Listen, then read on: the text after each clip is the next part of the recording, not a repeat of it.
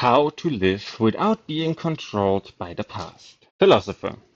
How am I nihilistic, youth? Think about it. Simply put, you deny human emotions. You say the emotions are nothing more than tools, uh, that they are just the means of achieving goals. But listen, if you deny emotions, you're upholding a view that tries to deny our humanity too, because it's our emotions and the fact that we are swayed by all sorts of feelings that make us human.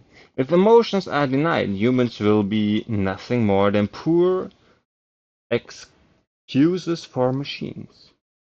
If that isn't nihilism, then what is? Philosopher.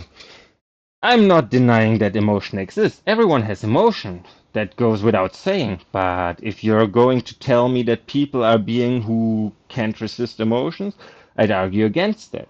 Adlerian psychology is a form of throughout a philosophy that is diametrically diametrically opposed to nihilism. We are not controlled by emotion. In this sense, while it shows that people are not controlled by emotions, additionally, it shows that we are not controlled by the past. So people are not controlled either by emotions or the past. Philosopher. Okay, for example, suppose there is someone whose parent had divorced in the past. Isn't this something objective? The same as the well water that is always 18 degrees? But then, does that divorce feel cold or does it feel warm? So this is a now thing, a subjective thing, regardless of what may have happened in the past. It is the meaning that is attributed to it that determines the way someone's present will be. Use. The question isn't what happened, but how was it resolved? Philosopher. Exactly. We can't go back to the past in a time machine. We can turn back the hands of time. If you end up stating in uh, etiology, you will be bound to the past and never be able to find happiness. News. That's right, we can change the past, and that's precisely why life is so hard. Philosopher, life isn't just hard.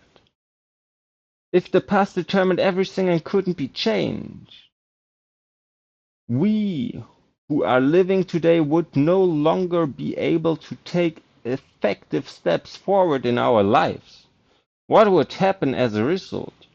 We would end up with the kind of nihilism and pessimism that loses hope in the world and gives up on life. The Freuderian etiology that is typified by the trauma argument is determinism in a different form and is the road of nihilism. Are you going to accept values like that? Yes. I don't want to accept them, but the past is so powerful. Philosopher. Think of the possibilities. If one assumes that people are beings who can change, a set of values based on ideology becomes untenable, and one is compelled to take the position of theology. Teleology.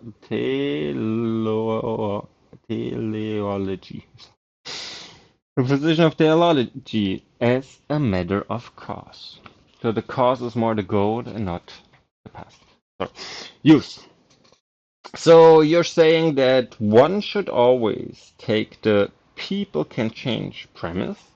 Philosopher. Of course. And please understand, it is Freuderian theology that denies our free will and treats humans like machines. The young man paused and glanced around the philosopher's study. Floor-to-ceiling bookshelves filled the walls, and on a small wooden desk lay a foundation pen with what appeared to be a partially written manuscript. People are not driven by past cause, but move towards goals that they themselves set. That was the philosopher's claim. The teleology he espoused was an idea that overturned at the root the causality of respected psychology, and the young man found this impossible to accept. So, from which standpoint should he start to argue it? The youth took a deep breath.